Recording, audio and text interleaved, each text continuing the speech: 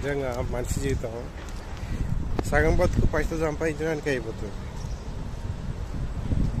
పెళ్ళి అయిపోయినాక పిల్లలు అయిపోయినాక కుటుంబం, అవి జీతం సరిపోకపోతే అప్పులు, ఇల్లు కట్టుకోవడానికి అప్పులు, సాలరీలు ఏముండయి.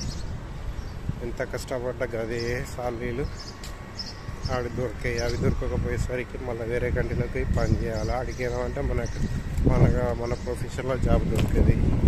వచ్చిన పాపానికి ఇంత దూరం వచ్చి మళ్ళీ రిటర్న్ పోతే మంచిగా ఉంటుంది. అప్పులు ఉంటాయి, అవన్నీ క్లియర్ కావాలి అని కింద మీద పడి 2 ఏళ్ళు కష్టపడి పోవాలని ఏ పనైనా చేసుకుంటారు. అది చూసి దొంగ నా కొడుకులేమో వాడక్కడ కోట్లు సంపాదిస్తారు, వాళ్ళకి ఏంది అని ఏడుపు ఊళ్ళల్లాలి. ఏం బతుకురు అది జీవితం. నిజంగా ఎవరికి ఏం తెలియదు, ఇక్కడ చేసేటోని తప్ప ఎవరికి అర్థం కాదు.